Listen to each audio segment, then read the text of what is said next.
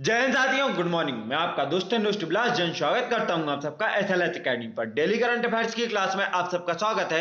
देवी और सज्जनों, मेरा आप सब नंबर अनुरोध है कि आप सब वीडियो को अंत तक बिना स्किप पूरा मन लगा कर देखें। और अगर आपको वीडियो पसंद आए तो प्लीज वीडियो को लाइक करें, कमेंट करें, शेयर करें और चैनल को सब्सक्राइब करना बिल्कुल ही ना भूलें। साथ ही बेल आइकॉन प्रेस कर लें जिससे हमारी लेटेस्ट नोटिफिकेशन आपको तुरंत मिलती जाए। और दोस्तों याद रखें, वीडियो अगर आपको पसंद आए तो प्लीज वीडियो को ज्यादा से ज्यादा शेयर करें और साथ में लाइक कर दें। अब आपका ज्यादा समय न लेते हुए देखते हैं आज का पहला प्रश्न। आज का पहला प्रश्न है, डेनमार्क और तमिलनाडु ने किस खाड़ी में एक ऊर्जा द्वीप बनाने की योजना बनाई है?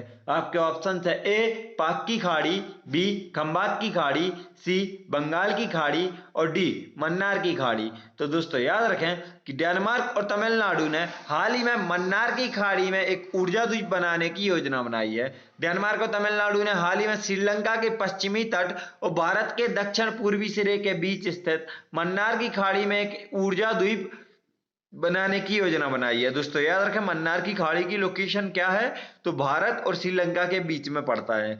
इस योजना के द्वारा तमिलनाडु हरित ऊर्जा क्षेत्र में अपने पदचिह्न का विस्तार करना चाहता है। इस लक्ष्य को हासिल करने के लिए डेनमार्क तमिलनाडु में अक्षय ऊर्जा क्षेत्र में 5 से 10 अरब डॉलर का निवेश कर सकता है। इसमें मन्नार की खाड़ी में एक ऊर्जा द्वीप के लिए निवेश भी शामिल है। इस निवेश से द्वीप 4 से 10 गीगावाट ऊर्जा का उत्पादन करने में सक्षम होगा। और साथ ही याद रखें दोस्तों कि अगर यह द्वीप बना सक्सेस हुआ तो यदि यह योजना अमल में आती है तो यह भारत का पहला अपतटीय तैरता पवन पार्क होगा। दोस्तों अब आपसे अगर पूछा जाए कि तमिलनाडु ने किस देश की मदद से अपने द्वीप ऊर्जा द्वीप बनाया, तो याद रखें डेनमार्क की मदद से।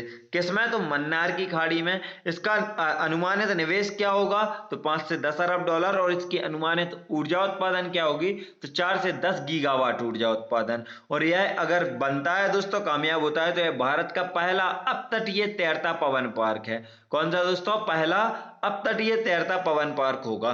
देखेंगे दोस्तों अब थोड़ा सा हम तमिलनाडु को और साथ में डेनमार्क को भी।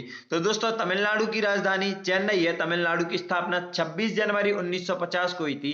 तमिलनाडु के वर्तमान में राज्यपाल आर एन रवि, जो कि नागालैंड के थे पहले और अब तमिलनाडु स्थानांतरित हो गए हैं। मुख्यमंत्री एम के स्टालिन। पड़ोसी राज्य अगर तमिलनाडु के देखें, केरल, कर्नाटक, आंध्र प्रदेश और पुदुचेरी। साथ में अगर नदियां देखें तो कावेरी, बेल्लार, अमरावती, वैगई, पालार, चिथार आदि यहाँ की प्रमुख नदियां हैं। दोस्तों राष्ट्रीय उद्यान तो मुदुमलाई राष्ट्रीय उद्यान, गिंडी राष्ट्रीय उद्यान, मन्नार की खाड़ी समुद्री वन्यजीव अभ्यारण्य और समुद्री राष्ट्रीय उद्यान, इंदिरा गांधी अन्नामलाई नेशनल पार्क और मुकुर्थी नेशनल राष्ट्रीय उद्यान। तो दोस्तों याद रखें यह यहाँ के राष्ट्रीय उद्यान है, जिनमें से आपको मुदुमलाई राष्ट्रीय उद्यान और आप इनमें से आगे देखें तो मुकुर्थी राष्ट्रीय उद्यान, अन्नामलाई है जी, इंदिरा गांधी अन्नामलाई राष्ट्रीय उद्यान है। यह बहुत अच्छे से याद रखें।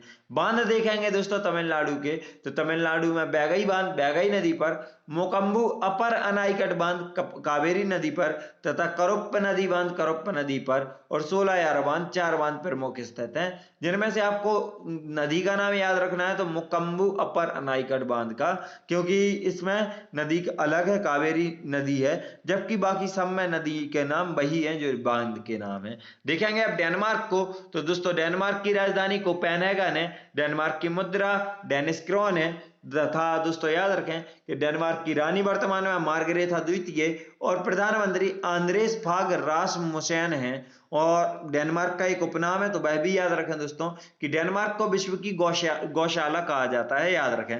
देखते हैं आज का अगला प्रश्न। आज का अगला प्रश्न है, केंद्रीय मंत्रिमंडल ने भूविज्ञान के क्षेत्र में सहयोग पर भारत और किस देश के बीच हुए समझौता ज्ञापन को मंजूरी दे दी है? आपके ऑप्शन है ए रूस, बी इराक, सी ऑस्ट्रेलिया और डी इंग्लैंड। तो दोस्तों याद रखें केंद्रीय मंत्रिमंडल ने भूविज्ञान के क्षेत्र में सहयोग पर भारत और रूस के बीच में हुए समझौते को अपनी मंजूरी दे दी है। दोस्तों केंद्रीय मंत्रिमंडल ने भूविज्ञान के क्षेत्र में सहयोग पर भारत और रूस के बीच हुए समझौते ज्ञापन को मंजूरी दे दी है। यह समझौते पर रूस की तरफ से ज्वाइंट स्टॉक कंपनी रोसजियोलॉजिया, दोस्तों याद रखें कंपनी का नाम क्या है? रोसजियोलॉजिया। रॉस से रशिया का आपको अनुमान लगता है। और जियोलॉजिया याद रखना है क्योंकि यह एक भूविज्ञान से संबंधित है। और यह एक कंपनी है, याद रखना है दोस्तों, यह एक ज्वाइंट स्टॉक कंपनी है रॉसजियोलॉजिया। और भारत की तरफ से कौन है, तो खनन मंत्रालय के भारतीय भूवैज्ञानिक सर्वेक्षण ने हस्ताक्षर किए हैं। तो दोस्तों खनन मंत्रालय का जो भारतीय भूवैज्ञानिक सर्वेक्षण है उसने, और रूस की तरफ से किसने, तो एक कंपनी रॉसजियोलॉजिया ने इस पर हस्ताक्षर किए हैं। ज्वाइंट स्टॉक कंपनी रॉसजियोलॉजिया, जिसे रॉसजियो या कहते हैं, रूसी संघ की सबसे बड़ी भूवैज्ञानिक स्टेट होल्डिंग कंपनी है, जो कि विकसित उत्पादन और तकनीकी क्षमताओं, उच्च पेशेवर दक्षताओं और संचित भूवैज्ञानिक जानकारी की एक अनूठी संभावना से लैस है। दोस्तों अब हम इस समझौते के उद्देश्य देखेंगे और उद्देश्य समझेंगे कि समझौते के प्रमुख उद्देश्य क्या हैं। तो समझौता ज्ञापन का मुख्य उद्देश्य भूविज्ञान के क्षेत्र में दोनों पक्षों के बीच गहरे और या छिपे हुए खनिज भंडार के अन्वेषण में तकनीकी सहयोग, वायु भूभौतिकीय मतलब एरो जियोफिजिकल डेटा का विश्लेषण और उसकी व्याख्या, टीजीई और आरईई अन्वेषण एवं अनुसंधान, रूसी अत्याधुनिक सूचना प्रौद्योगिकी की मदद से भारतीय भूविज्ञान डेटा भंडार का संयुक्त विकास, डेटा की सटीकता एवं अधिकतम लागत प्राप्त करने के लिए ड्रिलिंग और नमूनाकरण, सैंपलिंग एवं प्रयोगशाला विश्लेषण के क्षेत्र में प्रौद्योगिकी और ज्ञान का आदान प्रदान, और भूविज्ञान से जुड़े वैज्ञानिकों एवं अन्य कर्मियों आदि के प्रशिक्षण और क्षमता निर्माण के क्षेत्र में आपसी सहयोग का विस्तार करना है। तो दोस्तों याद रखें समझौते के टोटल इतने सारे उद्देश्य हैं, इनको आप लोग एक बार केयरफुली पढ़ जरूर लें। नजर डालेंगे रूस की तरफ दोस्तों, तो रूस की राजधानी मॉस्को है जो कि मोस्कवा नदी के तट पर स्थित है। रूस के राष्ट्रपति व्लादिमीर पुतिन तथा प्रधानमंत्री दिमित्री मेदवेदेव तथा मुद्रा यहाँ की रूबल है। दोस्तों बहुत अच्छे से याद रखें, रूस की राजधानी मॉस्को मोस्कवा नदी के तट पर स्थित है। एक्स्ट्रा इन्फॉर्मेशन देखने के लिए आप हमारी पुरानी वीडियोस देख सकते हैं, वहां पर आपको हर स्टेट या हर कंट्री से रिलेटेड कुछ ना कुछ एक्स्ट्रा इन्फॉर्मेशन मिल ही जाएंगी। देखते हैं आज का अगला प्रश्न। आज का अगला प्रश्न, हाल ही में किसने स्वच्छ सर्वेक्षण ग्रामीण 2021 लॉन्च किया है। आपके ऑप्शन है, ए हरदीप सिंह पुरी, बी पीयूष गोयल, सी प्रहलाद सिंह पटेल और डी राजनाथ सिंह। दोस्तों याद रखें हाल ही में प्रहलाद सिंह पटेल ने स्वच्छ सर्वेक्षण ग्रामीण 2021 लॉन्च किया है। जल शक्ति मंत्रालय के राज्य मंत्री श्री प्रहलाद सिंह पटेल ने हाल ही में पेयजल और स्वच्छता विभाग द्वारा आयोजित एक कार्यक्रम में स्वच्छ सर्वेक्षण ग्रामीण 2021 लॉन्च किया है। इस स्वच्छ सर्वेक्षण ग्रामीण 2021 को पूरे भारत में पेयजल और स्वच्छता विभाग द्वारा आयोजित किया जा रहा है। तो दोस्तों किसके द्वारा आयोजित किया जा रहा है, याद रखें पेयजल और स्वच्छता विभाग द्वारा पूरे भारत में। यह कार्यक्रम ODF मतलब खुले में शौच मुक्त प्लस का समर्थन करने और गांवों में ODF स्थिरता और ठोस व तरल पदार्थ प्रबंधन SLWM गतिविधियों में सुधार की गति बढ़ाने के उद्देश्य से किया जा रहा है। दोस्तों तो याद रखें स्वच्छ सर्वेक्षण ग्रामीण 2021 किसने लॉन्च किया, प्रहलाद सिंह पटेल ने, और यह वर्तमान में क्या है भारत में, तो जल शक्ति मंत्रालय के राज्य मंत्री हैं, यह आपको याद रखना है। देखते हैं आज का अगला प्रश्न। आज का अगला प्रश्न है, हाल ही में किस राज्य के मुख्यमंत्री विजय रूपाणी ने इस्तीफा दे दिया है। आपके ऑप्शन है, ए असम, बी गुजरात, सी उत्तराखंड और डी हिमाचल प्रदेश। तो दोस्तों याद रखें हाल ही में गुजरात राज्य के मुख्यमंत्री विजय रूपाणी ने इस्तीफा दे दिया है। दोस्तों विजय रूपाणी ने राज्यपाल आचार्य देवव्रत को अपना इस्तीफा सौंपा। गांधीनगर में हुए एक बैठक के बाद गुजरात में घटनाक्रम की हड़बड़ी के बाद इस्तीफा आया है। पीएम मोदी द्वारा गुजरात के अहमदाबाद में सरदार धाम भवन का उद्घाटन करने और वीडियो कॉन्फ्रेंसिंग के जरिए सरदार धाम फेज सेकंड कन्या छात्रशाला गर्ल्स हॉस्टल का भूमि पूजन करने के तुरंत बाद वह राजभवन पहुंचे। दोस्तों तो यह क्या था कि देखें तो लगभग पिछले कई महीनों में मतलब 3-4 महीनों में ही बहुत सारे बीजेपी शासित प्रदेशों के मुख्यमंत्री इस्तीफा दे चुके हैं। इस वजह से पहले आपने उत्तराखंड में भी देखा होगा, गुजरात में यहाँ के मुख्यमंत्री विजय रूपाणी ने अपना इस्तीफा दे दिया, तो इसी वजह से मोदी जी भी इनसे मिलने तुरंत राजभवन पहुंचे हैं। देखेंगे दोस्तों अब गुजरात को, तो गुजरात को जैसे हम देख सकते हैं क्या है, भारत के सबसे पश्चिमी राज्य कह सकते हैं, क्योंकि भारत का सबसे पश्चिमी हिस्सा यही है, और भारत का सबसे तटीय, सबसे लंबी तटीय रेखा वाला राज्य, तटरेखा वाला राज्य कौन सा है, तो पाकिस्तान है गुजरात। इसकी अगर हम सीमाएं देखें तो राजस्थान, मध्य प्रदेश, महाराष्ट्र से है, और राजकीय सीमा दमन एवं द्वीप से, या इसकी वो केंद्र शासित प्रदेश हो गए, और पाकिस्तान से अंतरराष्ट्रीय सीमा साझा करता है। नजर डालेंगे दोस्तों गुजरात की तरफ, तो गुजरात की राजधानी गांधीनगर है। गुजरात की स्थापना 1 मई 1960 को हुई थी। यहाँ के वर्तमान में राज्यपाल श्री आचार्य देवव्रत जी हैं। पड़ोसी राज्य आपको बताया राजस्थान, मध्य प्रदेश, महाराष्ट्र, दमन एवं दीव और दादरा और नगर हवेली है। दोस्तों लोक नृत्य यहाँ के देखें तो गरबा, दांडिया, भवई, रासलीला, लास्या पणियारी आदि यहाँ के प्रमुख लोक नृत्य हैं। नदियां बताएं आपको तो साबरमती, माही, नर्मदा, ताप्ती और सरस्वती यहाँ की प्रमुख नदियां हैं गुजरात की, याद रखना है। राष्ट्रीय उद्यान देखें अगर गुजरात में तो गिर वन्यजीव अभ्यारण्य, नल सरोवर वन्यजीव अभ्यारण्य, कृष्ण मृग राष्ट्रीय उद्यान, मेरीन राष्ट्रीय उद्यान, कच्छ रेगिस्तान वन्यजीव अभ्यारण्य, बेलावदार राष्ट्रीय उद्यान और वसन्ना राष्ट्रीय उद्यान। तो दोस्तों याद रखें यह पूरे कहाँ हैं, गुजरात में स्थित हैं, और आपको यह पूरे ही याद करने हैं, इसमें कोई इंपॉर्टेंट वगैरह वाला नहीं है, क्योंकि ऑल इंपॉर्टेंट है। नजर डालें बांध की तरफ दोस्तों, तो सरदार सरोवर बांध नर्मदा नदी पर। दोस्तों याद रखें नर्मदा नदी पर बना सबसे बड़ा बांध कौन सा है, तो सरदार सरोवर कहाँ है, गुजरात में। और नर्मदा का उद्गम कहाँ है, तो अनूपपुर अमरकंटक की पहाड़ी, मध्य प्रदेश। दोस्तों जिला अनूपपुर अमरकंटक की पहाड़ी है, मध्य प्रदेश में है। ओकाई बांध ताप्ती नदी पर, दांतीवाड़ा बांध बनास नदी पर, धारोई बांध साबरमती नदी पर और कड़ाना बांध माही नदी पर स्थित है। देखेंगे दोस्तों आगे अब हम उपनाम, तो भारत का बोस्टन और भारत का मैनचेस्टर अहमदाबाद शहर को कहा जाता है। साथ ही भारत का हीरा शहर और भारत का कपड़ा शहर सूरत शहर को कहा जाता है। गुजरात को पश्चिम का गहना कहा जाता है, तो याद रखें दोस्तों कि गुजरात का नाम क्या है, उपनाम क्या है, पश्चिम का गहना।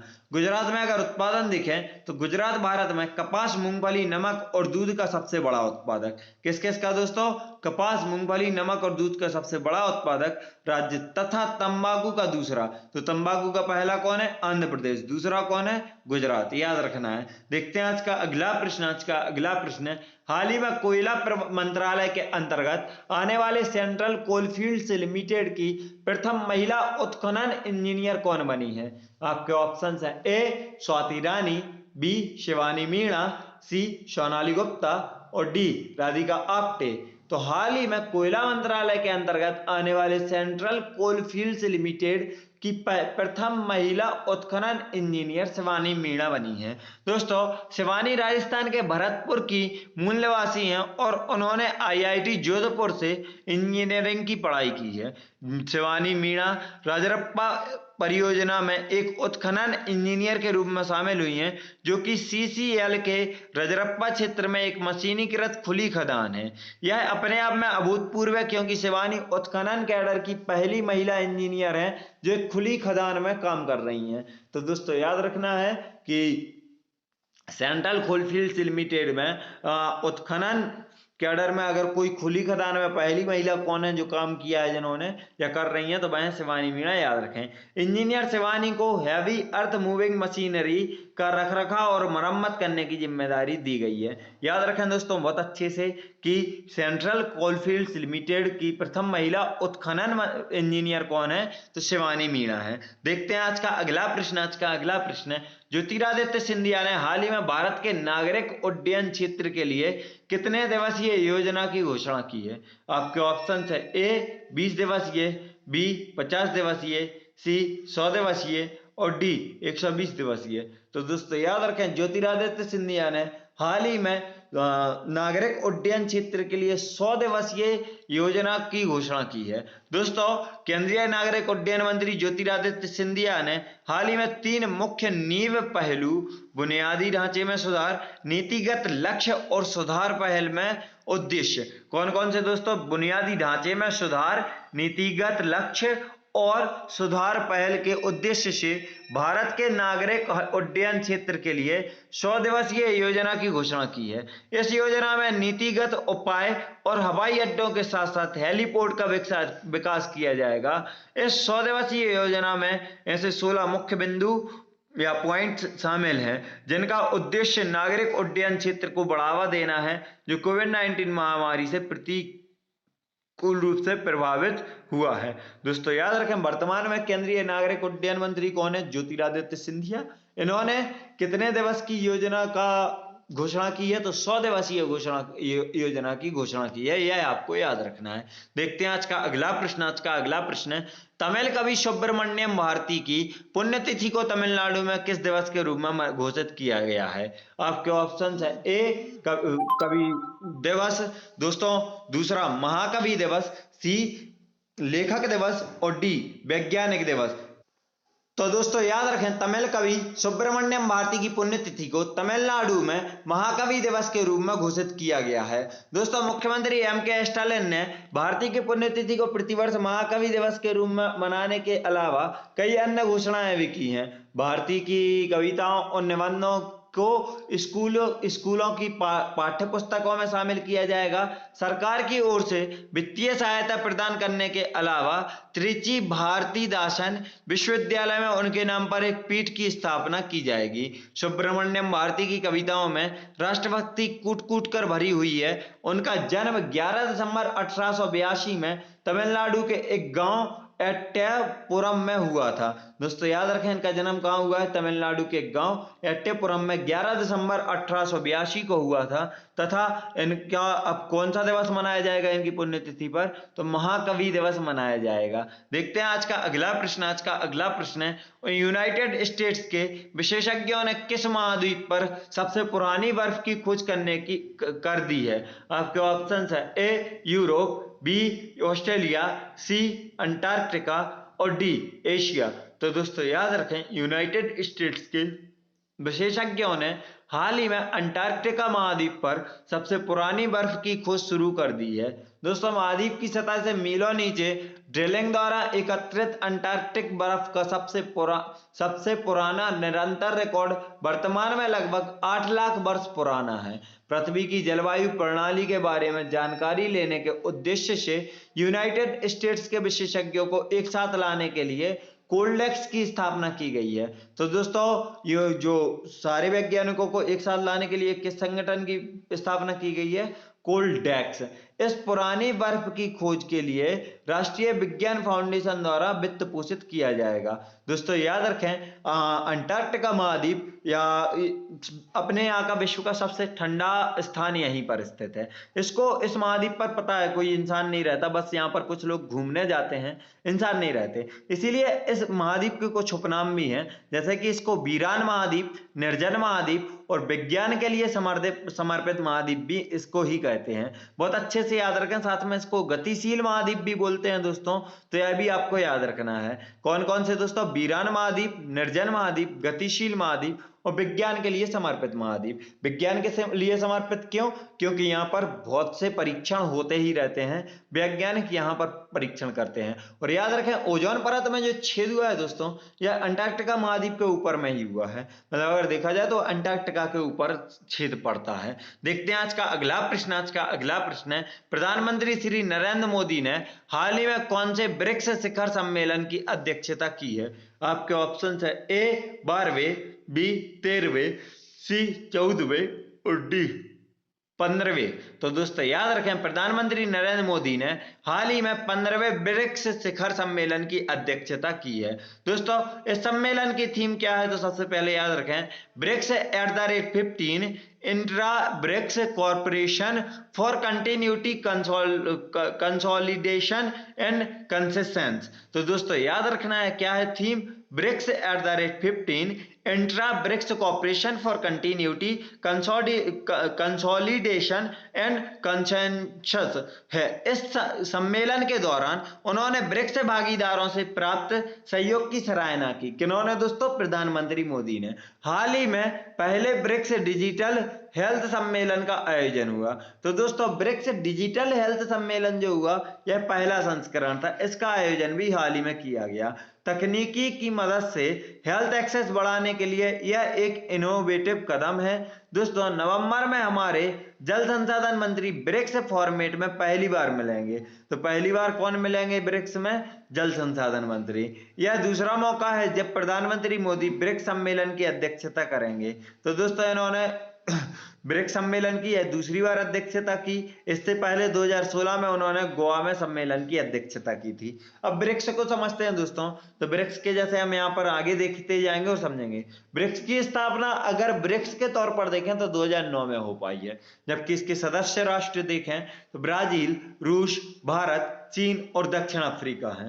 दोस्तों इसकी पहली ब्रिक्स मंत्री स्तरीय बैठक कब हुई? तो 20 सितंबर 2006 को आयोजित की गई थी। अब आप सोच रहे होंगे कि 2009 में स्थापना और 2006 में मीटिंग। तो दोस्तों 2006 में इसके मतलब पहले मीटिंग्स हुई हैं, उसके बाद इस संगठन को बनाने की बात रखी गई है और फिर ब्रिक्स बनाया गया है। ब्रिक्स के अगर हम देखें तो BRICS लिखते हैं और इसके सदस्यों का नाम भी देखेंगे तो B से ब्राजील, R से रसिया, I से इंडिया, C से चीन या चाइना और S से साउथ अफ्रीका। यह आपको याद रखना है। और इसी सीरियल में इसकी अध्यक्षता करते हैं पूरे देश।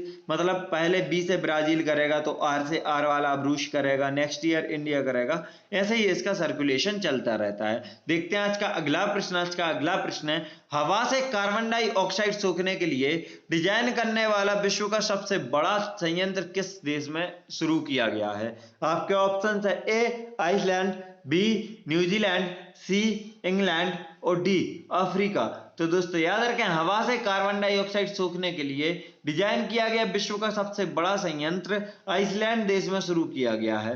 दोस्तों इस संयंत्र का नाम ओरका है। दोस्तों क्या नाम है इस संयंत्र का? नाम ओरका है, जिसका अर्थ आइसलैंडिक शब्द में एनर्जी यानी ऊर्जा है। तो दोस्तों इसका नाम क्या है? ओरका, जिसका आइसलैंड की भाषा में अगर हम देखेंगे तो इसको एनर्जी या ऊर्जा बोलते हैं। यह प्रति वर्ष 4000 टन CO2 तक सूख लेगा।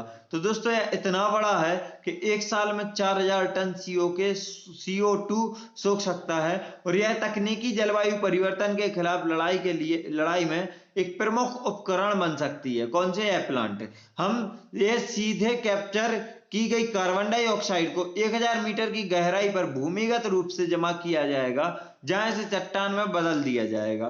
तो दोस्तों इसको क्या करेगा? यह लगभग 4000 टन सालाना CO2 ऑब्जर्व करेगा। तो इसका क्या करेगा? तो इसको 1000 मीटर की गहराई पर, पृथ्वी से 1000 मीटर की गहराई पर जमा किया जाएगा ताकि उसकी चट्टान बन सके। नजर डालेंगे आइसलैंड की तरफ। तो आइसलैंड की राजधानी रेकजाविक तथा मुद्रा आइसलैंडिंग रोना है। दोस्तों हमारी वीडियो यहीं समाप्त होती है। वीडियो को अंत तक देखने के लिए आप सभी का धन्यवाद। अगर आप सबको वीडियो पसंद आई हो तो प्लीज वीडियो को लाइक करें, कमेंट करें, शेयर करें और चैनल को सब्सक्राइब करना बिल्कुल भी ना भूलें। साथ ही बेल आइकॉन प्रेस कर लें जिससे हमारी लेटेस्ट नोटिफिकेशन आपको तुरंत मिलती जाए। और दोस्तों याद रखें, अगर आप हमसे social media like Facebook, Instagram, Telegram पर जुड़ना चाहते हैं तो आप हमें डिस्क्रिप्शन बॉक्स से लिंक द्वारा आप हमें फॉलो कर सकते हैं। वीडियो को अंत तक देखने के लिए एक बार फिर से धन्यवाद। जय हिंद, जय भारत, आपका दिन मंगलमय हो।